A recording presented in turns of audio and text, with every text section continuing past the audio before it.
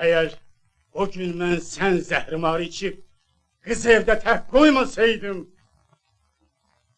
Aha, sen buradasın. Gel eyleş. Yox Veysel əmi, mən içmirəm. İç. Yox içmirəm. Sana deyirəm iç. Yox. Ben de içmirdim. Tövbelemiştim. İç. Bunu da iç. Yox. Səni mən içməyə məcbur eləyirəm.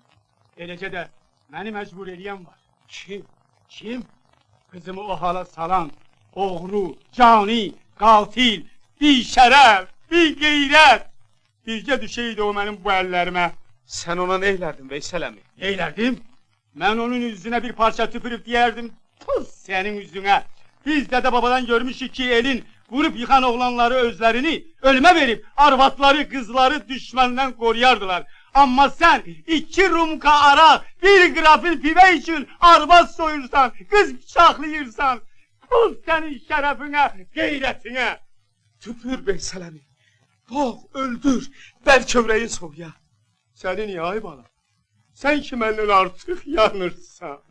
Bu nedir? Özün içirsen bəs deyil.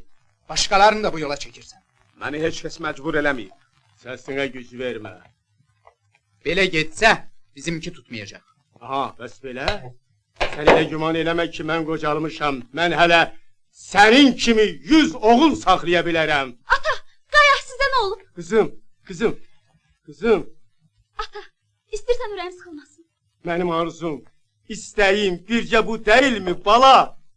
Sən mənim canım bu arağı boşla. Sən yenə ant verdin? Əgər bir də içsəm... Demə. Yox, mən sənə inanıram. Sevda! Sevda, muştuluğumu ver, muştuluğumu. Necə olacaq? Böyük bir gürültü ilə keçdi. Muştuluğumu ver. Notlar, Fərvan, notlar hardadır? Bu saat. Al. Budur, al. Qurtarmısan? Qoçaqsan vallah, qoçaq.